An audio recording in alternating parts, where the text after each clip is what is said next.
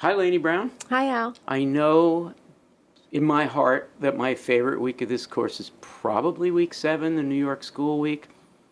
But I have so many favorites. But I think that week 4 is either your favorite or one of them.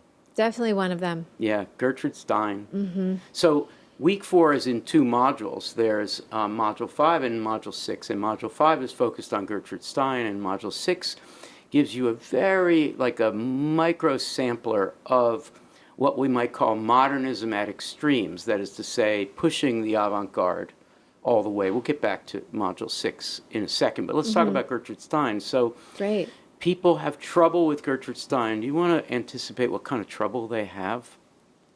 Sure. Well, she's doing something very different that we probably haven't encountered in literature and English before. She comes around, and that can be disorienting. So if you go in expecting to find a clear narrative, a beginning, a middle, and an end, one interpretation, you're not going to find any of those things. But if you enter without any of those expectations Ah, good. and just think about what can language do which it hasn't done before, then it becomes a lot of fun.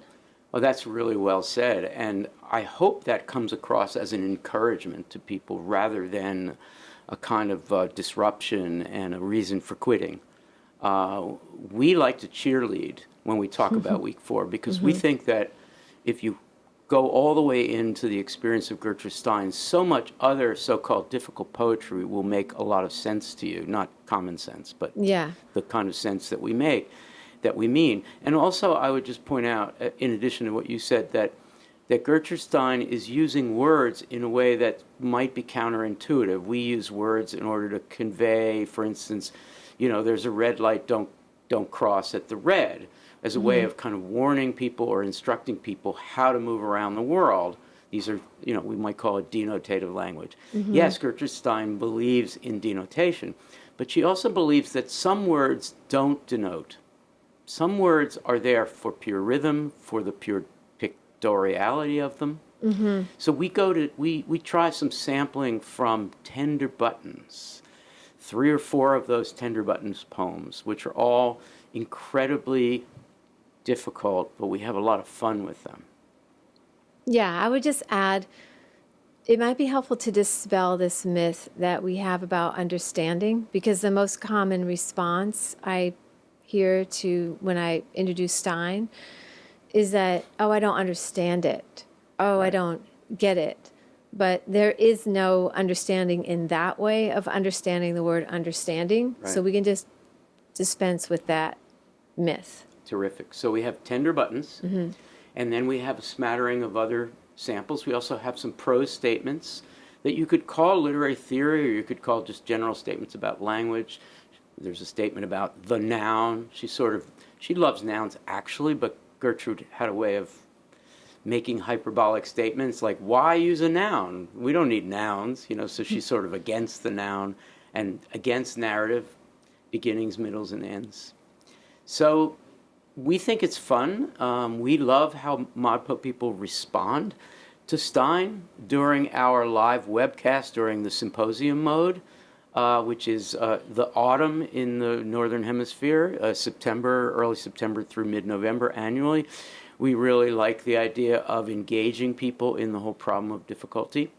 If you're encountering the course at other times of the year, there are recordings of these discussions, these webcast discussions, and of course there's the videos where we do some interesting close readings together with the team.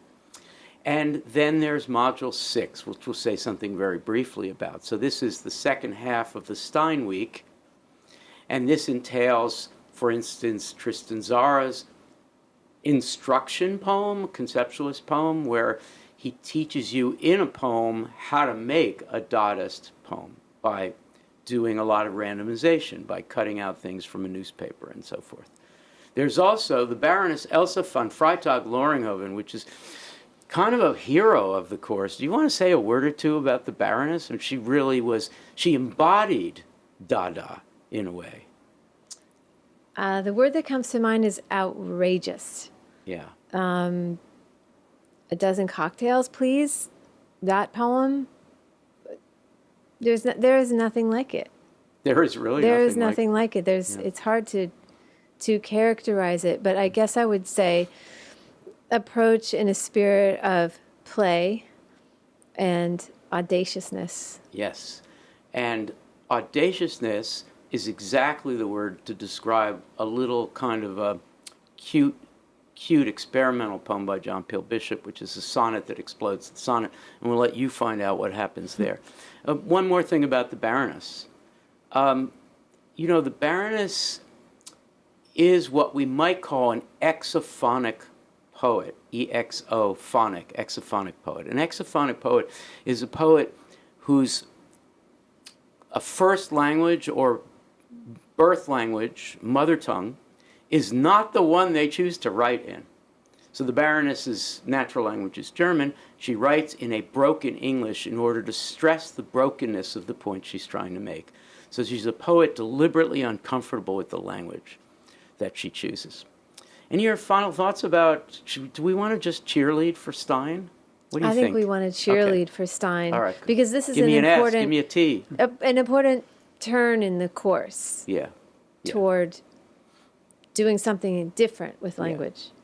If I had $1 for every time a ModPo person came up to me, either on the street when they see me, oh, you're Al from ModPo, or just here at the writer's house, I'd be at $1 for every time one of those people said to me, boy, Stein was a turning point. I really got what ModPo is trying to do.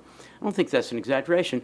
I would have a lot of money, which I could then donate to the writer's house to fix things like the air conditioning. Anyway, thank you, Laynie. Thank you, Yay, Al. Gertrude Stein, week 4. Enjoy.